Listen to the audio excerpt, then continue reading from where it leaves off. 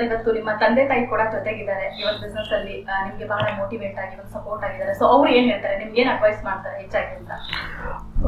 Basically ಅವರು ಬಂದ್ಬಿಟ್ಟು well educated. So ಅವರು ಒಳ್ಳೆ ಕೆಲಸದಲ್ಲಿ ಇದ್ದಿದ್ದೆ. ಸೊ ನನಗದೊಂದು ಪ್ಲಸ್ ಪಾಯಿಂಟ್. ನಾನು ಯಾವ ಪ್ರಾಡಕ್ಟ್ ಮಾಡುವಾಗ್ಲೂ ನಾನು ಅವ್ರ ಹತ್ರ ಡಿಸ್ಕಸ್ ಮಾಡಿಬಿಟ್ಟೆ ಮಾಡ್ತೀನಿ. ಯಾಕಂದರೆ ಅವ್ರಿಗಿರೋ ಎಕ್ಸ್ಪೀರಿಯನ್ಸ್ನು ನಮಗೆ ಶೇರ್ ಮಾಡ್ತಾರೆ. ಸೊ ನಾನು ಬಂದುಬಿಟ್ಟು ಸ್ವಲ್ಪ ಎಕ್ಸ್ಟ್ರಾ ಏನಾದರೂ ಪ್ಲ್ಯಾನ್ ಹೇಳಲಿಕ್ಕೆ ಹೋದರೆ ಅವರೆಲ್ಲ ಇಲ್ಲ ಅಷ್ಟು ಬೇಗ ಮಾಡಬಾರ್ದು, ಸ್ವಲ್ಪ ನಿಧಾನಕ್ಕೆ ಮಾಡು ಅಂತ ಹೇಳ್ಬಿಟ್ಟು ಅದೆಲ್ಲ ಅಡ್ವೈಸ್ ಮಾಡ್ತಾರೆ. ಸೊ ಅವ್ರದ್ದು ಎಕ್ಸ್ಪೀರಿಯನ್ಸ್ನಿಂದ ನಮಗೆ ತುಂಬ ಅನುಕೂಲ ಆಯಿತು, ತುಂಬ ಯೂಸ್ ಆಯಿತು. ಸರ್ ಇಷ್ಟು ಟೈಮಿಂದ ಈ ಒಂದು ಬಿಸ್ನೆಸ್ ಫೀಲ್ಡಲ್ಲಿ ಇದ್ದೀರಾ. ಸೊ ನಿಮಗೆ ಗೊತ್ತು ಬಿಸ್ನೆಸ್ನ ಒಂದು ಏರಿಳಿತ ಎಲ್ಲವನ್ನು ನೋಡಿದ್ದೀರಾ. ಸೊ ನಿಮ್ಮ ಕಡೆಯಿಂದ ನಮ್ಮ ಯುವಕರಿಗೆ ಗಿಫ್ಟ್ಸ್ಗೆ ಎಷ್ಟೋ ಜನ ಬರ್ತಾರೆ ಹೊಸದಾಗಿ ಬಿಸ್ನೆಸ್ ಮಾಡಬೇಕಂತ, ಸ್ಟಾರ್ಟ್ಅಪ್ಸ್ ಅದು ಮಾಡ್ಕೊಂಡು ಮುಂದೆ ಬರ್ತಿರ್ತಾರೆ. ಸೊ ಅವ್ರಿಗೊಂದು ಮೆಸೇಜ್ ಕೊಡೋದಾದ್ರೆ ನಿಮ್ಮ ಕಡೆಯಿಂದ, ನಿಮ್ಮ ಒಂದು ಬಿಸ್ನೆಸ್ ಅನುಭವದಿಂದ, ಜೀವನ ಅನುಭವದಿಂದ ಏನು ಹೇಳ್ತೀರಾ? ಓಕೆ, ಈಗ ಬಂದ್ಬಿಟ್ಟು ಈ ಇಂಡಸ್ಟ್ರಿ ಲೈನಲ್ಲಿ ಹೇಗಿದೆ ಅಂತ ಹೇಳಿದ್ರೆ, ಬರೋರು ಬಂದ್ಬಿಟ್ಟು ಥಿಂಕ್ ಮಾಡ್ತಾರೆ ನಾವು ಎಷ್ಟು ಬೇಗ ಬಂದ್ಬಿಟ್ಟು ಬಿಸ್ನೆಸ್ ಮಾಡಬೇಕು ಅಂತ. ಓಕೆ, ಇನ್ನೊಂದು ಬಂದ್ಬಿಟ್ಟು ಈ ವರ್ಕಿಂಗ್ ಕ್ಲಾಸ್ ಅವ್ರು ಬಂದ್ಬಿಟ್ಟು ಫಸ್ಟು ನಾವು ನಮ್ಮ ಕೆಲಸನ ಬಂದ್ಬಿಟ್ಟು ಹೇಗೆ ಮಾಡಬೇಕು, ನಾವು ಏನು ಕಲಿಬೇಕು, ಆ ಕಲಿಯೋದು ತುಂಬ ಇಂಪಾರ್ಟೆಂಟ್. ಸ್ಯಾಲರಿ ಬಂದ್ಬಿಟ್ಟು ಸೆಕೆಂಡರಿ. ನೀವು ಎಲ್ಲರೂ ಒಂದು ಕಡೆ ಕೆಲಸಕ್ಕೆ ಹೋದಾಗ ಅಲ್ಲಿ ಬಂದುಬಿಟ್ಟು ನೀವು ತುಂಬ ಥಿಂಕ್ ಮಾಡಿ ನೀವು ಕಲಿತ್ರೆ ನಿಮ್ಮ ನಾಲೆಜ್ ತುಂಬ ಇಂಪ್ರೂವ್ ಆಗುತ್ತೆ. ಅದೇ ಥರ ಯಾರಾದರೂ ಒಂದು ಬಿಸ್ನೆಸ್ ಮಾಡಬೇಕು ಅಂತ ಹೇಳಿದ್ರೆ ಅವ್ರು ಬಂದುಬಿಟ್ಟು ಫಸ್ಟು ಪ್ಲ್ಯಾನ್ ಮಾಡಿಬಿಟ್ಟು ಲರ್ನಿಂಗ್ ಈಕ್ವಲ್ಸ್. ಸೊ ಅದೇ ಥರ ಯಾವುದೊಂದು ಪ್ರಾಡಕ್ಟನ್ನು ಹೊಸದಾಗಿ ಏನಾದ್ರು ಸ್ಟಾರ್ಟ್ ಮಾಡೋದಕ್ಕೆ ಮುಂಚೆ ಅದು ಬಂದ್ಬಿಟ್ಟು ತುಂಬ ಡೀಪಾಗಿ ಸ್ಟಡಿ ಮಾಡಬೇಕು. ಫಸ್ಟು ಬಂದ್ಬಿಟ್ಟು ಅದರದ್ದು ಎಕ್ಸ್ಪೀರಿಯನ್ಸ್ ತೊಗೋಬೇಕು. ಈಗ ತುಂಬ ಜನ ಅಂದ್ಬಿಟ್ಟು ಅಲ್ಲಿ ಕೆಲಸ ಮಾಡಿಬಿಟ್ಟು ಅಗೇನ್ ಸ್ಟಾರ್ಟಪ್ ಅಂತ ಸ್ಟಾರ್ಟ್ ಮಾಡಿಬಿಡ್ತಾರೆ. But at the same time ಅವರು ಹಾಗೆ ಪ್ಲ್ಯಾನ್ ಮಾಡಿಬಿಟ್ಟು ಇರೋ ಬಿಸ್ನೆಸ್ ಅವರು ಕೆಲಸಗಳು ಅಲ್ಲೂ ಕಳ್ಕೊಳ್ತಾರೆ ಆ ನಾಲೆಜ್ ಇಲ್ದಿರೋದ್ರಿಂದ. ಸೊ ಅದಕ್ಕೆ ಫಸ್ಟ್ ಬಂದುಬಿಟ್ಟು ಅವ್ರಿಗೆ ಈ ಯಾವುದೇ ಒಂದು ಪ್ರಾಡಕ್ಟ್ ಮೇಲೆ ತುಂಬ ಇನ್ ಡೆಪ್ತ್ ನಾಲೆಜ್ ಬೇಕು. ಯಾವುದೇ ಪ್ರಾಡಕ್ಟ್ ಮಾಡೋದು ಅದರ ಬಗ್ಗೆ ತುಂಬ ಥಿಂಕ್ ಮಾಡಿ ಅದರ ಬಗ್ಗೆ ನಾಲೆಜ್ ತುಂಬ ಗೇನ್ ಮಾಡ್ಕೋಬೇಕು. ಆಮೇಲೆ ಬಂದುಬಿಟ್ಟು ಬಿಸ್ನೆಸ್ಸಿಗೆ ಬರಬೇಕು. ಬಿಸ್ನೆಸ್ಸಲ್ಲಿ ಬಂದುಬಿಟ್ಟು ಬರೀ ಮ್ಯಾನುಫ್ಯಾಕ್ಚರಿಂಗ್ ಇರೋನು ಟ್ರೇಡಿಂಗ್ ಮಾಡಲಿಕ್ಕಾಗಲ್ಲ. ಟ್ರೇಡಿಂಗ್ ಮಾಡೋದು ಮ್ಯಾನುಫ್ಯಾಕ್ಚರಿಂಗ್ ಮಾಡ್ಲಿಕ್ಕೆ, ಟ್ರೇಡಿಂಗ್ ಮಾಡೋದು ಅಂದ್ಬಿಟ್ಟು ಬರೀ ಟ್ರೇಡಿಂಗೇ ಮಾಡಬೇಕು. ಮ್ಯಾನುಫ್ಯಾಕ್ಚರಿಂಗ್ ಮಾಡೋರು ಬಂದ್ಬಿಟ್ಟು ಬರೀ ಮ್ಯಾನುಫ್ಯಾಕ್ಚರ್ ಮಾಡೋರು ಡೈರೆಕ್ಟ್ ಅವ್ರು ಟ್ರೇಡಿಂಗ್ ನಾನು ಒಳ್ಳೆ ಇದಿದೆ ಅಂತ ಹೇಳ್ಬಿಟ್ಟು ಸ್ಕೋಪ್ ಇದೆ ಟ್ರೇಡಿಂಗ್ ಮಾಡಬಾರ್ದು. ಯಾಕಂದರೆ ಮೇಯ್ನ್ ಬಂದುಬಿಟ್ಟು ಅವರ ಎಕ್ಸ್ಪೀರಿಯನ್ಸ್, ಆಮೇಲೆ ಅವ್ರ ಇಂಟ್ರೆಸ್ಟ್ ಏನಿದೆ ಆ ಇಂಟ್ರೆಸ್ಟ್ನೇ ಅವ್ರು ಬೆಳೆಸ್ಕೊಂಡು ಹೋಗ್ಬೇಕು. ಯಾವುದೊಂದು ಪಕ್ಕದಲ್ಲಿ ಬಂದುಬಿಟ್ಟು ಬೇರೆ ಏನೋ ಮಾಡ್ತಾರೆ ಅಂತ ಹೇಳ್ಬಿಟ್ಟು ಅವ್ರು ಬಂದುಬಿಟ್ಟು ಪಾರ್ಟ್ನರ್ ತೊಗೊಂಡು ಅದನ್ನು ಮಾಡೋದಕ್ಕೆ ಆಗೋದಿಲ್ಲ. ಚೇಂಜ್ ಆಗಬಾರ್ದು. ಚೇಂಜ್ ಆದರೆ ಅಲ್ಲಿ ಬಂದ್ಬಿಟ್ಟು ತುಂಬ ಜನ ಫೇಲ್ಯೂರ್ಸ್ ಅದರಿಂದಲೇ ಬರೋದು. ಸೊ ಆಮೇಲೆ ಬಂದ್ಬಿಟ್ಟು ಏನು ಪ್ಲ್ಯಾನ್ ಮಾಡಿದ್ರು ಸ್ಟೆಪ್ ಬೈ ಸ್ಟೆಪ್ಪೇ ಪ್ಲ್ಯಾನ್ ಮಾಡಬೇಕು.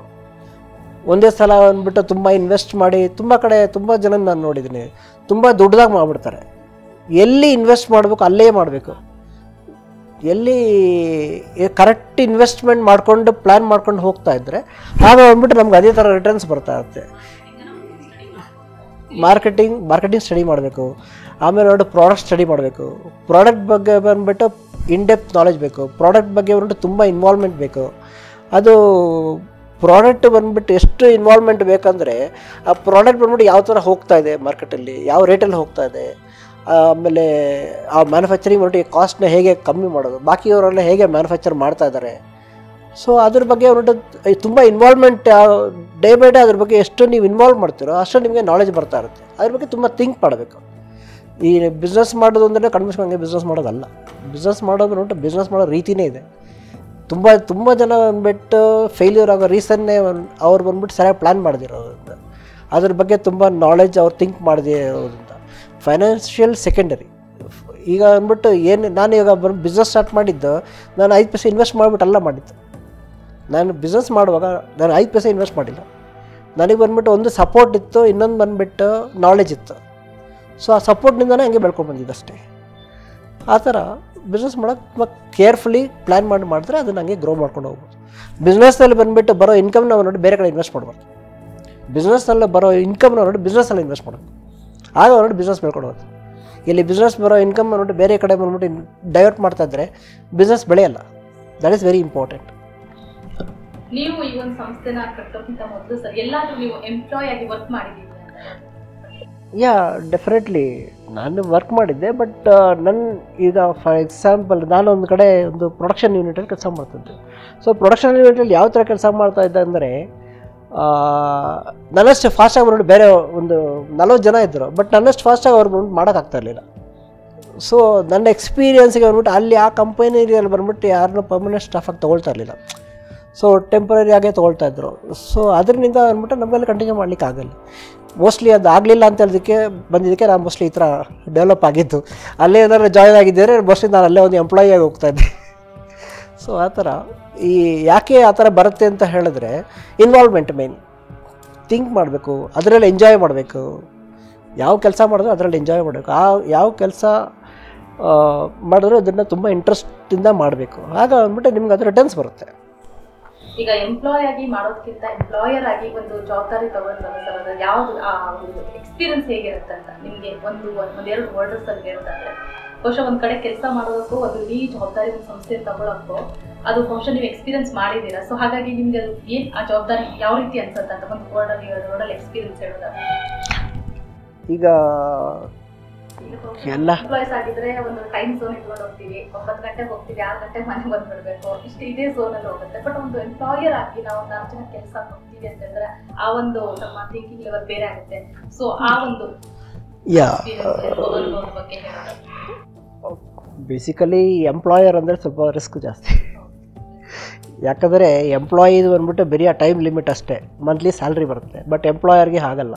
ಎಂಪ್ಲಾಯರ್ಗೆ ಬಂದ್ಬಿಟ್ಟು ಎಷ್ಟು ಜನ ಬಂದ್ಬಿಟ್ಟು ಫಸ್ಟ್ ವೀಕ್ ಒಳಗಡೆ ಸ್ಯಾಲ್ರಿ ಕೊಡಲೇಬೇಕಾಗತ್ತೆ, ರೆಸ್ಪಾನ್ಸಿಬಿಲಿಟಿ ಜಾಸ್ತಿ ಇರುತ್ತೆ. ಸೊ ನಾವು ಬೇಸಿಕಲಿ ಕರೆಕ್ಟಾಗಿ ಎಲ್ಲ ಪ್ಲ್ಯಾನ್ ಮಾಡ್ಕೊಂಡು ಎಲ್ಲ ಒಂದು ಪ್ರತಿ ಕಂಪ್ನಿಲೂ ಒಂದು ಬ್ಲೇಮ್ ಗೇಮ್ ನಡೀತಾ ಇರುತ್ತೆ. ಸೊ ಎಂಪ್ಲಾಯೀಸ್ ಹೋಗಿ ಒಂದು ಓನರ್ಸ್ನ ನಮಗೆ ಏನೋ ಸರಿಯಾದ ಟೈಮ್ ಬಿಡಲ್ಲ, ಅದು ಕೊಡಲ್ಲ, ಇದು ಕೊಡಲ್ಲ ಅಂತ ಅವರು ಬ್ಲೇಮ್ ಮಾಡ್ತಾ ಇರ್ತಾರೆ. ಸೊ ಇಲ್ಲಿ ಜವಾಬ್ದಾರಿ ಸ್ಥಾನದಲ್ಲಿ ಇರುವಂಥ ಎಂಪ್ಲಾಯರು, ಸೊ ಅವರು ಕಂಪ್ನಿ ಒಂದು ಜವಾಬ್ದಾರಿ ಹೊತ್ತಿರ್ತಾರೆ. ಸೊ ಅವ್ರನ್ನ ಒಂದು ಇದು ಮಾಡೋದು ರೀತಿ ಬೇರೆ. ಕಂಪನಿ ಒಂದಿಷ್ಟು ಅವ್ರೇ ಆದಂಥ ಒಂದು ಚೌಕಟ್ಟಿರುತ್ತೆ, ಇನ್ವೆಸ್ಟ್ಮೆಂಟ್ ಮಾಡಿರ್ತಾರೆ. ಸೊ ಆ ಒಂದು ಝೋನ್ ಒಳಗೆ ಅವ್ರ ಎಂಪ್ಲಾಯೀಸ್ನ ನೋಡ್ತಾ ಇರ್ತಾರೆ. ಸೊ ಇದು ಯಾವುದೋ ಒಂದು ಬ್ಲೇಮ್ ಗೇಮ್ ನಡೀತಾ ಇರುತ್ತೆ. ಸೊ ಹಾಗಾಗಿ ನಾನು ಈ ಒಂದು ಕ್ವಶನ್ ಕೇಳಿದೆ, ಆ ರೆಸ್ಪಾನ್ಸಿಬಿಲಿಟಿ ಏನಿರ್ಬೋದು ಅಂತ. ನಾನು ಬೇಸಿಕಲಿ ಎಂಪ್ಲಾಯಿ ಆಗಿ ಕೆಲಸ ಮಾಡಿರೋದ್ರಿಂದ ನನಗೆ ಅದರ ಡಿಫಿಕಲ್ಟಿ ಪ್ರಾಬ್ಲಮ್ಸ್ ಎಲ್ಲ ಗೊತ್ತು. ಸೊ ಈ ಎರಡೂ ಕಡೆ ಗೊತ್ತು. ಸೊ ಅದಕ್ಕೆ ಈ ಎಂಪ್ಲಾಯೀಸ್ಗೆ ಬಂದ್ಬಿಟ್ಟು ಹೇಗೆ ಅವ್ರ ಮೆಂಟಾಲಿಟಿ ಇರುತ್ತೆ ಅದು ಗೊತ್ತಿರೋದ್ರಿಂದ ನಾನು ಬಂದುಬಿಟ್ಟು employee main first satisfaction importance ಕೊಡ್ತೀನಿ. ಸೊ ಅವ್ರಿಗೆ ಯೂನಿಫಾರ್ಮ್ ಆಗಲಿ, ಅವ್ರಿಗೆ ಇರೋ ಫೆಸಿಲಿಟೀಸ್ ಆಗಲಿ, ಆ ಟೈಮಿಂಗ್ಸಲ್ಲಿ ರಿಲ್ಯಾಕ್ಸೇಷನ್ ಆಗಲಿ ಎಲ್ಲ ಕೊಡ್ತೀನಿ. ನಾವು ಬಂದುಬಿಟ್ಟು ಹೇಗೆ ಪ್ಲ್ಯಾನ್ ಮಾಡಿದ್ದೀರಂದರೆ ನಮಗಿದ್ದರೆ ಇಷ್ಟು ರಿಟರ್ನ್ಸ್ ಸಾಕಿದ್ರೆ ಅಷ್ಟೇ ಸಾಕು, ಅವರು ತುಂಬ ಜಾಸ್ತಿ ಪ್ರೆಷರ್ ಮಾಡಲ್ಲ. ಅಟ್ ದಿ ಸೇಮ್ ಟೈಮ್ ಅವ್ರಿಗೆ ಬಂದ್ಬಿಟ್ಟು ಎಷ್ಟು ಸ್ಯಾಲ್ರಿ ಇದೆ ಅದಕ್ಕಿಂತ ನಾವು ಪ್ಲಸ್ಸಲ್ಲೇ ಕೊಡ್ತೀವಿ. ಆಮೇಲೆ ಅವ್ರಿಗೆ ಬಂದ್ಬಿಟ್ಟು ಈ OT ಅಡ್ವಾಂಟೇಜಸ್ ಇದೆ, ಆಮೇಲೆ ಟೈಮಿಂಗ್ಸ್ ರಿಲ್ಯಾಕ್ಸೇಷನ್ ಇದೆ, ಅವ್ರಿಗೆ ಎಂಟರ್ಟೈನ್ಮೆಂಟ್ ಇದೆ. ಸೊ ಎಲ್ಲ ನಾವು ಬಂದ್ಬಿಟ್ಟು ಇದು ಕೊಟ್ಟಿರೋದ್ರಿಂದ, ಲಿನಿಯನ್ಸ್ ಕೊಟ್ಟಿರೋದ್ರಿಂದ ಅವ್ರು ಬಂದ್ಬಿಟ್ಟು ನಮಗೆ ಮ್ಯಾಕ್ಸಿಮಮ್ ರಿಟರ್ನ್ಸ್ ಕೊಡ್ತಾರೆ. So they are also very happy, we are also very happy. ಆ ಥರ ಡೆಫಿನೆಟ್ಲಿ ಯಾವಾಗ ಅವ್ರಿಗೆ ಸ್ಯಾಟಿಸ್ಫ್ಯಾಕ್ಷನ್ ಇರುತ್ತೆ ಆವಾಗ ಅವ್ರು ಡೆಫಿನೆಟ್ಲಿ ಪ್ರೊಡಕ್ಷನ್ ಮಾಡಿ ಜಾಸ್ತಿ ಮಾಡ್ಕೊಂಡು ಹೋಗ್ತಾರೆ.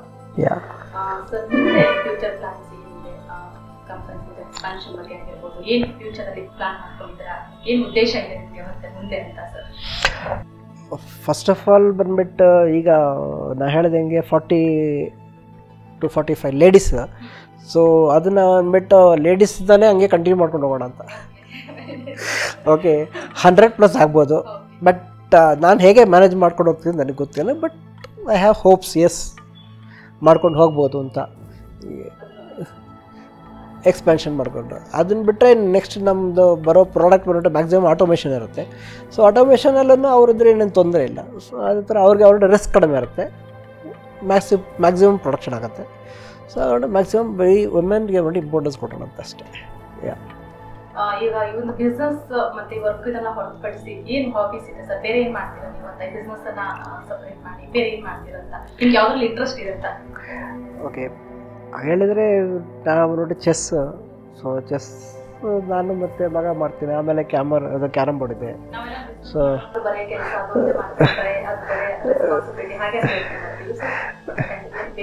ಆಮೇಲೆ ಬಂದ್ಬಿಟ್ಟು ಮ್ಯೂಸಿಕ್ ತುಂಬ ಇಂಟ್ರೆಸ್ಟ್. ಸೊ ಯಾವಾಗಲೂ ಬಂದ್ಬಿಟ್ಟು ಮೈಂಡ್ ಫ್ರೆಶ್ ಆಗಿ ನೋಡಿ ಓಲ್ಡ್ ಸಾಂಗ್ಸ್ ಎಲ್ಲ ಕೇಳೋದಕ್ಕೆ ಅಂತ ರೆಗ್ಯುಲರ್ ಹಿಂದಿ ಸಾಂಗ್ಸ್ ಕೇಳ್ತಾ ಇರ್ತೀನಿ, ಹಳೇದು. ಸೊ ಆಮೇಲೆ ನೋಡಿ ಜೊತೆಗೆ ಹಾಡೋದು. ಸೊ ದಟ್ ನನಗೆ ಆಫ್ಟರ್ 5 o'clock 7 o'clock ಎಲ್ಲ ಬಂದ ಮೇಲೆ ಆಫ್ಟರ್ 7 o'clock ಬಂದ್ಬಿಟ್ಟು I just want some time. Okay, ಒಂದು 1 hour ಬಂದ್ಬಿಟ್ಟು ಟೋಟಲ್ ರಿಲ್ಯಾಕ್ಸ್ ಆಗೋದಕ್ಕೆ, ಯಾಕಂದರೆ ಮೈಂಡಲ್ಲಿ ನೋಡಿ ಫುಲ್ ಪ್ರೆಷರ್ ಇರುತ್ತೆ. ಸೊ ಆಗ ಅಂದ್ಬಿಟ್ಟು ಜಸ್ಟ್ 1 hour ಬಂದ್ಬಿಟ್ಟು ನನಗೆ ಯಾರು ಡಿಸ್ಟರ್ಬ್ ಮಾಡಬಾರ್ದು. ಆ 1 hour ಬಂದ್ಬಿಟ್ಟು ತುಂಬ ಕಾಮ್ ಆಗಿರಬೇಕು, ಯಾವ್ದಾರು ಒಂದು ಒಳ್ಳೆ ಸಾಂಗ್ಸ್ ಇರಬೇಕು. ಆಗೇನಾಗುತ್ತೆ ಅಂದರೆ ಮೈಂಡ್ ಫುಲ್ ಫ್ರೆಶ್ ಆಗುತ್ತೆ. ಮೈಂಡ್ ಫುಲ್ ಫ್ರೆಶ್ ಆದಮೇಲೆ ಆಮೇಲೆ ಅಂದ್ಬಿಟ್ಟು ನೆಕ್ಸ್ಟ್ ಡೇ ಬಗ್ಗೆ ಪ್ಲ್ಯಾನ್ ಮಾಡ್ಕೊಳ್ಳೋದು, ಯಾವ ಥರ ನಾವು ಅದಕ್ಕೆ ನೆಕ್ಸ್ಟ್ ಪ್ಲ್ಯಾನ್ ಮಾಡೋದು ಅಂತ ಹೇಳ್ಬಿಟ್ಟು. ಸೊ ಮತ್ತು ಮಕ್ಕಳಿರ್ತಾರೆ, ಮಕ್ಕಳ ಬಗ್ಗೆ ಅಂದರೆ ಈಗ ಇದು ಮಕ್ಕಳು ಬಂದ್ಬಿಟ್ಟು ಮ್ಯಾಕ್ಸಿಮಮ್ ಬಂದ್ಬಿಟ್ಟು ನಾನು ನನ್ನ ಎಕ್ಸ್ಪೀರಿಯನ್ಸ್ ಬಗ್ಗೆ ಹೇಳ್ತಾ ಇರ್ತೀನಿ. ಸೊ ದಟ್ ಅವ್ರಿಗೆ ಬಂದ್ಬಿಟ್ಟು ಒಂದು ಎಂಥೂಸಿಯಾಸಮ್ ಇರುತ್ತೆ, ಅವ್ರು ಏನು ಮಾಡಬೇಕು, ಯಾವ ಥರ ನೋಡಿ ಇದನ್ನು ನಡೆಸ್ಬೇಕು. ಸೊ ಅವ್ರ ಸಜೆಷನ್ಸ್ ಹಂಗೆ ಕೇಳ್ತಾ ಇರೋದು. ಸೊ ನಾನು ಹೇಗೆ ನಡ್ಸ್ಕೊಂಡು ಹೋಗೋದು ಅವ್ರಿಗೊಂದು ಎಕ್ಸ್ಪೀರಿಯನ್ಸ್ ಆಗುತ್ತೆ, ಒಂದು ಐಡಿಯಾ ಬರುತ್ತೆ. ಸೊ ಅವರು ಬಂದ್ಬಿಟ್ಟು ಇಲ್ಲ ಈ ಥರ ಮಾಡ್ಬೋದು, ಆ ಥರ ಮಾಡ್ಬೋದು ಅವರು ಕೇಳ್ತಾರೆ. ನಾನು ಬಂದ್ಬಿಟ್ಟು ಇಲ್ಲ ಇದ್ರ ಈ ಥರ ಪ್ಲಸ್ ಆರ್ ಮೈನಸ್ ಇದೆ, ಈ ಥರ ಅಡ್ವಾಂಟೇಜಸ್ ಇದೆ, ಈ ಥರ ಡಿಸ್ಅಡ್ವಾಂಟೇಜಸ್ ಇದೆ, ಈ ಥರ ಮಾಡಿದ್ರೆ. ಸೊ ನಮ್ಮ ಎಕ್ಸ್ಪೀರಿಯನ್ಸ್ ನೋಡಿ ತುಂಬ ಶೇರ್ ಮಾಡ್ಕೊಳ್ತಾರೆ. ಸೊ ಅವರು ಬಂದ್ಬಿಟ್ಟು ತುಂಬ ಇನ್ವಾಲ್ವ್ಮೆಂಟ್ ಇದ್ದಾರೆ. ಸೊ ನೆಕ್ಸ್ಟ್ ಬಂದ್ಬಿಟ್ಟು ಅವರು ಯಾವ ರೀತಿ, ಅದಕ್ಕೆ ನಾನು ಇದುವರೆಗೂ ಅವ್ರನ್ನ ನೋಡಿ ಡೈರೆಕ್ಟ್ ಜಾಯಿನ್ ಮಾಡ್ತಿಲ್ಲ. ಫುಲ್ ಅವ್ರು ಬಂದ್ಬಿಟ್ಟು ಫುಲ್ ನಾಲೆಜ್ ಬರಬೇಕು, ಇಂಟ್ರೆಸ್ಟ್ ಬರಬೇಕು. ಆಮೇಲೆ ಅಂದ್ಬಿಟ್ಟು ಅವ್ರು ನಮ್ಮ ಇಲ್ಲಿ ಬಂದರೆ ಅವರು ಬಂದ್ಬಿಟ್ಟು ಇದನ್ನು ನಡ್ಸ್ಕೊಂಡು ಹೋಗೋ ಕೇಪಬಿಲಿಟಿ ಬರುತ್ತೆ. ತುಂಬ ಫೋರ್ಸ್ ಮಾಡೋರೇ ಇದ್ದಾರೆ, ಅವರ ಒಂದು ಇಂಟ್ರೆಸ್ಟ್ ಅಥವಾ ಅವ್ರು ಕಲಿಯೋದು ಏನೇ ಇರಲಿ ಬೇಗ ನೀವು ಜಾಯ್ನ್ ಆಗೋದು, ಬೇಗ ಇದನ್ನು ಮಾಡೋದು. ಬಟ್ ನೀವು ಒಂದು ಇನಿಷಿಯೇಟಿವ್ ತೊಗೊಂಡಿದ್ರಂತ ಫಸ್ಟ್ ನಾಲೆಡ್ಜನ್ನು ಗೇನ್ ಮಾಡಿ, ಫಸ್ಟ್ ನಾಲೆಡ್ಜ್ ಗೇನ್ ಮಾಡ್ಬಿಟ್ಟು ಆಮೇಲೆ ಬರಬೇಕು. ಅದು ಎಜುಕೇಷನ್ ಆದಮೇಲೆ ಡೈರೆಕ್ಟಾಗಿ ಬಂದುಬಿಟ್ರೆ ಅವ್ರಿಗೆ ಬಂದ್ಬಿಟ್ಟು ಏನು ಎಕ್ಸ್ಪೀರಿಯನ್ಸ್ ಇರೋಲ್ಲ. ಆಮೇಲೆ ಅವ್ರಿಗೆ ಬಂದ್ಬಿಟ್ಟು ಒಂದು ಹೆಸಿಟೇಷನ್ ಬರುತ್ತೆ, ಇದರಲ್ಲಿ ಬಂದ್ಬಿಟ್ಟು ಅಷ್ಟೇ ನಮಗೆ ಬೇಗ ಇಂಟ್ರೆಸ್ಟ್ ಕಳ್ಕೊಂಬರ್ತಾರೆ. ಸೊ ಯಾಗ ಬಂದ್ಬಿಟ್ಟು ಹೊರಗಡೆ ಬಂದ್ಬಿಟ್ಟು ಎಕ್ಸ್ಪೀರಿಯನ್ಸ್ ತೊಗೊಳ್ತಾರೆ. ಎಕ್ಸ್ಪೀರಿಯನ್ಸ್ ಬಂದ ಮೇಲೆ ಆಮೇಲೆ ಅವರು ಇಲ್ಲಿ ಕಂಟಿನ್ಯೂ ಮಾಡ್ಕೊಂಡು ಹೋಗ್ತಾರೆ. ಸೊ ಆ ಥರ. ಈಗ ನೀವು ತುಂಬ ವರ್ಷದಿಂದ ಬಿಸ್ನೆಸ್ ಫೀಲ್ಡಲ್ಲಿ ಇರೋದ್ರಿಂದ ನಿಮಗೆ ಯಾರಾದರೂ ಲೈಕ್ ಬಿಸ್ನೆಸ್ಸಲ್ಲಿ ಇನ್ಸ್ಪೈರ್ ಆಗುವಂಥವ್ರು ಅಥವಾ ಯಾವುದಾದ್ರು ಬೇರೆ ಬಿಸ್ನೆಸ್ ಮಾಡಿರ್ಬೋದು, ನಿಮ್ಮ ಯಾವುದಾದ್ರೂ ಯಾರೇ ಆಗಿರ್ಬೋದು, ನೀವೊಂದು ಇನ್ಸ್ಪೈರು, ನನಗೆ ಇವರೊಬ್ಬರ ಇಂಥ ಒಂದು ಬಿಸ್ನೆಸ್ ನನಗೆ ಇಷ್ಟ, ನನ್ನ ಇವ್ರನ್ನ ತುಂಬ ಫಾಲೋ ಮಾಡ್ತೀನಿ ಅಂತ ಹೇಳೋರು ಯಾರಾದರೂ? ಓಕೆ, ನಾನು ಬಂದುಬಿಟ್ಟು ಮೇಯ್ನ್ ಈ ಬಿಸ್ನೆಸ್ ತುಂಬ ಚೆನ್ನಾಗಿ ನಡೆಸಿ ಇವರು ಬಿಸ್ನೆಸ್ ಲೀಡರ್ಸ್. ಸೊ ಅವ್ರದ್ದು ಹಿಸ್ಟರಿ, ಅವ್ರದ್ದು ಬ್ಯಾಕ್ಗ್ರೌಂಡ್ ಎಲ್ಲ ನೋಡ್ತೀನಿ, ಅವ್ರು ಹೇಗೆ ಬಂದಿದ್ದಾರೆ ಅಂತ. So that is very important. So ಆಗ ಅಂದ್ಬಿಟ್ಟು ಏನಾಗುತ್ತೆ ಅಂದರೆ ನಮ್ಮ ಮೈಂಡೆಲ್ಲ ನೋಡಿ ಅವ್ರು ಏನೇನು ಥರ ಸ್ಟ್ರಗಲ್ ಮಾಡ್ಕೊಂಡು ಬಂದರು, ಸೊ ಅವ್ರು ಏನೇನು ಮಾಡಿದ್ದಾರೆ, ಅವ್ರು ಯಾವ ಥರ ನೋಡಿ ಎಸ್ಟಾಬ್ಲಿಷ್ ಆಗ್ತಾ ಇದ್ದಾರೆ. ಸೊ ಅದನ್ನು ನೋಡೋದು ತುಂಬ ಇನ್ಸ್ಪೈರ್ ಆಗುತ್ತೆ. ಸೊ ಮ್ಯಾಕ್ಸಿಮಮ್ ನಾನು ಅದ್ರ ಮೇಲೆ ಕಾನ್ಸಂಟ್ರೇಟ್ ಮಾಡ್ತೀನಿ, ಅವ್ರದ್ದು ಸ್ಟೋರೀಸ್, ಅವ್ರದ್ದು ಬ್ಯಾಕ್ಗ್ರೌಂಡ್ ಸ್ಟೋರೀಸು, ಆಮೇಲೆ ಅವ್ರ ಬಗ್ಗೆ ಎಲ್ಲ ತಿಳ್ಕೊಳ್ಳೋಕೆ ತುಂಬ ಇಂಟ್ರೆಸ್ಟ್. ಆಮೇಲೆ ಪ್ರಾಡಕ್ಟ್ ಬಗ್ಗೆ ಈಗ ಬಂದ್ಬಿಟ್ಟು ಈ ಹೊಸ ಪ್ರಾಡಕ್ಟ್ಸ್ ಹೇಗಿದೆ, ಆಮೇಲೆ ಮಷಿನ್ಸ್ ಬಂದ್ಬಿಟ್ಟು ಹೇಗೆ ಇಂಪ್ರೂವ್ ಆಗ್ತಾಯಿದೆ, ಹೇಗೆ ನಾವು ಬಂದ್ಬಿಟ್ಟು ನಮ್ಮ ಲೈನಲ್ಲಿ ಅದನ್ನು ತೊಗೊಂಬರ್ಬೋದು, ನಮಗೆ ಬಂದ್ಬಿಟ್ಟು ನಮ್ಮ ಲೈನಲ್ಲಿ ಇರೋ ಪ್ರಾಡಕ್ಟ್ನ ಬಂದ್ಬಿಟ್ಟು ಅಲ್ಲಿ ಯಾವ ಥರ ಅಡ್ಯಾಪ್ಟ್ ಮಾಡ್ಬೋದು, ಹೇಗೆ ಎಷ್ಟು ಫಾಸ್ಟಾಗಿ ನಾವು ಆಟೋಮೇಷನ್ ಮಾಡ್ಬೋದು. ಎಸ್ಪೆಷಲಿ ನಮ್ಮ ಪ್ರಾಡಕ್ಟ್ ಈಗ ಒಳ್ಳೆ ಫುಲ್ ಮ್ಯಾಕ್ಸಿಮಮ್ ಕನ್ವೆನ್ಷನಲ್ ಇದೆ. ಸೊ ಅದು ಬಂದ್ಬಿಟ್ಟು ಇನ್ವೆಸ್ಟ್ ಮಾಡಿ ಅದನ್ನು ಟೋಟಲ್ ಆಟೋಮೇಷನ್ ಮಾಡಬೇಕು, ಫಾಸ್ಟ್ ಎಷ್ಟು ಬೇಗ ಅಂದ್ಬಿಟ್ಟು ಆ ಪ್ರಾಡಕ್ಟ್ ಅಂದ್ಬಿಟ್ಟು ಮಾಸಾಗಿ ಮ್ಯಾನುಫ್ಯಾಕ್ಚರ್ ಮಾಡ್ಬೋದು. ಸೊ ಅದ್ರ ಬಗ್ಗೆ ನಾವು ಡೀಪಾಗಿ ಕೂತ್ಕೊಂಡು ಆಮೇಲೆ ಥಿಂಕ್ ಮಾಡ್ತಾ ಇರ್ತೀವಿ, ನಮ್ಮ ಮಕ್ಕಳ ಜೊತೆ ಶೇರ್ ಮಾಡ್ಕೊಳ್ತಾರೆ. ಸೊ ಅವರು ಅಂದ್ಬಿಟ್ಟು ತುಂಬ ಡೀಟೇಲ್ಸ್ ಕೊಡ್ತಾರೆ. ಈ ಥರ ತುಂಬ ಇಂಪಾರ್ಟೆಂಟ್. ಆಮೇಲೆ ಅದೇ ನಮ್ಮ ಪ್ರಾಡಕ್ಟ್ ಬಗ್ಗೆ ನಾವು ಯಾವಾಗಲೂ ಮ್ಯಾಕ್ಸಿಮಮ್ ಅಂದ್ಬಿಟ್ಟು ಅದ್ರ ಬಗ್ಗೆ ಡಿಸ್ಕಸ್ ಮಾಡ್ತಾರೆ. ನಾವು ಹೊರಗಡೆ ಇರೋದು ಈ ಲೈನ್ ಬಿಟ್ಬಿಟ್ಟು ಸೊ ಮ್ಯಾಕ್ಸಿಮಮ್ ಬಂದ್ಬಿಟ್ಟು ಇಂಡಸ್ಟ್ರಿ ಬಗ್ಗೆನೇ ಬರೀ ನಮ್ಮ ಡಿಸ್ಕಷನ್ಸ್ ಇರುತ್ತೆ. ಸೊ ತುಂಬ ಒಂದು ಬೇರೆ ಟಾಪಿಕ್ ತುಂಬ ಜಾಸ್ತಿ ಹೋಗಲ್ಲ. ಅದು ಮಕ್ಕಳೂ ತುಂಬ ಇಂಟ್ರೆಸ್ಟ್ ಇದ್ದಾರೆ. ಅವರು ಬಂದ್ಬಿಟ್ಟು ಬರೀ ಈ ಥರ ಚಾನಲ್ಸೇ ಬಿಸ್ನೆಸ್ ಚಾನಲ್ಸ್, ಆಮೇಲೆ ಅಂದ್ಬಿಟ್ಟು ಈ ಏರ್ಕ್ರಾಫ್ಟ್ದು ಅದೇ ತುಂಬ ಅವರು ನೋಡ್ತಾರೆ. ಅವರು ಬಂದ್ಬಿಟ್ಟು ಬೇರೆ ಇರೋ ಈ ಎಂಟರ್ಟೈನ್ಮೆಂಟ್ ಬಂದ್ಬಿಟ್ಟು ಇದು ಮಾಡೋದಿಲ್ಲ. ಮ್ಯಾಕ್ಸಿಮಮ್ ಅಂದರೆ ಈ ಸ್ಯಾಟರ್ಡೇ ಅಂದರೆ ಒಂದು ಮೂವಿ, ಸೊ ಸಂಡೇ ಬಂದ್ಬಿಟ್ಟು ರೆಸ್ಟ್. ಸಂಡೇ ಬಂದ್ಬಿಟ್ಟು ಯಾರು ಕಸ್ಟಮರ್ಸ್ ನಮ್ಮ ಲೈನಲ್ಲಿ ಹೇಗಿದೆ ಅಂದರೆ ಸಂಡೇ ಸಾಧಾರಣ ಬಿಡೋದಿಲ್ಲ. ನಮ್ಮ ಪಕ್ಕದಲ್ಲಿ ಇಂಡಸ್ಟ್ರಿಯಲ್ ಏರಿಯಾ ಇದೆ. ಸೊ ಇಂಡಸ್ಟ್ರಿಯಲ್ ಏರಿಯಾ ಇದೆ. ಸೊ ಅವ್ರು ಏನು ಮಾಡ್ತಾರೆ ಅಂದರೆ ಒಂದು ಆಫ್ಟರ್ 5 o'clock ಬರ್ತಾರೆ, ಇಲ್ಲಾಂದರೆ ಬಿಫೋರ್ ಅವ್ರ ಆಫೀಸ್ಗೆ ಹೋಗೋಕ್ಕೆ ಮುಂಚೆ ಇಲ್ಲಿ ಬರ್ತಾರೆ. ಸೊ ನಾವು ಅಂದ್ಬಿಟ್ಟು ಏನಾಗುತ್ತೆ ಅಂದರೆ ಫುಲ್ ಟೈಮ್ ನಮ್ಮದು ಬಿಸ್ನೆಸ್ ಇಲ್ಲೇ, ಇನ್ಕ್ಲೂಡಿಂಗ್ ಹಾಲಿಡೇಸಲ್ಲೂ ಅವ್ರು ಬಿಡೋದಿಲ್ಲ.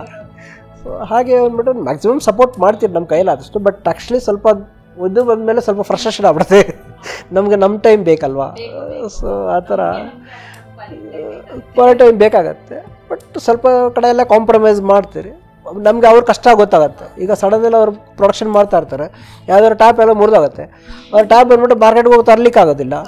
ಆಮೇಲೆ ಇದು ಇಲ್ಲೆಲ್ಲೂ ಸಿಗೋದು ಇಲ್ಲ, ನಮ್ಮ ಹತ್ರನೇ ಬರಬೇಕು, ರಿಕ್ವೆಸ್ಟ್ ಮಾಡ್ತಾರೆ, ಏನು ಮಾಡೋದು, ನಾವು ಸಪೋರ್ಟ್ ಮಾಡಲೇಬೇಕಾಗತ್ತೆ ಆ ಥರ. ಸೊ ಆಗ ಬಂದ್ಬಿಟ್ಟು ನಮ್ಮ ಕಂಪನಿ ಮೇಲೆ ಅವ್ರಿಗೆ ಒಳ್ಳೆ ಇಂಪ್ರೆಷನ್ ಇರುತ್ತೆ, ಓಕೆ ಕೊಡ್ತಾರೆ ಅಂತ, ರೆಸ್ಪಾನ್ಸ್ ಮಾಡ್ತಾರೆ ಅಂತ. ಆಮೇಲೆ ಅವ್ರ ಆಫೀಸ್ಗೆ ಹೋಗೋಕೆ ಮುಂಚೆ ಹೊರಟು ಇಲ್ಲಿ ತೊಗೊಂಡೋಗ್ಬಿಡ್ತಾರೆ. ನಾವು ಬೆಳಗ್ಗೆ ಬೇಗ ಸ್ಟಾರ್ಟ್ ಮಾಡಬೇಕಾಗತ್ತೆ. ಆಮೇಲೆ ಸಂಜೆ ಅಂದ್ಬಿಟ್ಟು ಅವ್ರ ಆಫೀಸ್ ಮುಗಿಸ್ಕೊಂಡು ಇಲ್ಲಿ ಕಲೆಕ್ಟ್ ಮಾಡೋ ಮನೆ ಮೇಲೇ ಇದೆ. ಸೊ ಹಾಗೆ ಅಂದ್ಬಿಟ್ಟು ಇಲ್ಲಿ ಕೆಳಗಡೆ ಆಫೀಸ್ ಇದೆಯಲ್ಲ, ಇಲ್ಲಿ ಸರ್ ಅಲ್ಲಿ ಸ್ವಲ್ಪ ಕೊಟ್ಬಿಟ್ಟಿತ್ತು, ಆಯಿತು. ಸೊ ಹಾಗೆ ಅಂದ್ಬಿಟ್ಟು ಅವ್ರನ್ನೂ ಎಂಜಾಯ್ ಮಾಡ್ತಾ ಇದ್ದಾರೆ. ಸರ್, ಇದು ಕೋವಿಡ್ ಬಂದಂತ ಸಂದರ್ಭದಲ್ಲಿ ಬಹುಶಃ ಎಲ್ಲ ಐಟಿ ಇಂಡಸ್ಟ್ರಿ ಇರ್ಬೋದು, ಎಲ್ಲರಿಗೊಂದು ಹೊಡ್ತಾ ಕೊಡ್ತು. ಸೊ ಆ ಸಂದರ್ಭದಲ್ಲಿ ನಿಮ್ಮ ಒಂದು ಇಂಡಸ್ಟ್ರಿಗಾಗಿರ್ಬೋದು, ನಿಮಗೆ ಪರ್ಸನಲ್ ಪ್ರೊಫೆಷನಲ್ ಏನಾದರೂ ತೊಂದರೆ ಆಯ್ತು ಅಂತ ಕೋವಿಡ್ ಸಂದರ್ಭದಲ್ಲಿ? ಬಹುಶಃ ಎಲ್ಲರಿಗೂ ಕೋವಿಡ್ ಒಂದು ಹೊಡ್ತಾ ಕೊಟ್ಟಿದೆ. ಸೊ ನಿಮಗೆ ಏನಾದರೂ ಆ ಥರ ಒಂದು ಪರ್ಟಿಕ್ಯುಲರ್ ಎಕ್ಸ್ಪೀರಿಯನ್ಸ್ ಏನಾದರೂ ಆಗಿದೆ ಅಂತ ಕೋವಿಡ್ ಸಂದರ್ಭ? ನೋ, ಆ್ಯಕ್ಚುಲಿ ಕೋವಿಡ್ ಟೈಮ್ನಲ್ಲಿ ನಾವು ತುಂಬ ಚೆನ್ನಾಗಿ ಪ್ರೊಡಕ್ಷನ್ ಮಾಡಿದ್ರಿ. ಹೇಗಂದರೆ ಫಸ್ಟು ಸ್ವಲ್ಪ ದಿವಸ ನೋಡಿ ಟೋಟಲ್ ಕ್ಲೋಸ್ ಇತ್ತು. ಆಮೇಲೆ ಅಂದ್ಬಿಟ್ಟು ಈ ಇನ್ವರ್ಟರ್ ಒಂದು ಮಾಡೋಕ್ಕೆ ಸ್ಟಾರ್ಟ್ ಮಾಡಿದ್ರು, ವೆಂಟಿಲೇಟರ್ಸು. ಈ ವೆಂಟಿಲೇಟರ್ಸ್ ಬಂದುಬಿಟ್ಟು ಮ್ಯಾನುಫ್ಯಾಕ್ಚರ್ ಅವ್ರು ಪ್ಲ್ಯಾನ್ ಮಾಡಿದಾಗ DRDO ಮತ್ತು ಸ್ಕ್ಯಾನ್ರಿ ಅವರು ಪ್ಲ್ಯಾನ್ ಮಾಡಿ ಡೆವಲಪ್ ಮಾಡಿಬಿಟ್ಟು ಅದನ್ನು ಹೊರಟು BL ಪ್ರೊಡಕ್ಷನ್ ಬಿಟ್ಟರು. ಸೊ ಮಾಸ್ ಪ್ರೊಡಕ್ಷನ್ ಬೇಕಾಗಿತ್ತು, ಎಲ್ಲ ಕಡೆ ಹೊರಟು ಇನ್ವರ್ಟರ್ಸ್ ತುಂಬ ಜಾಸ್ತಿ ಬೇಕಿತ್ತು,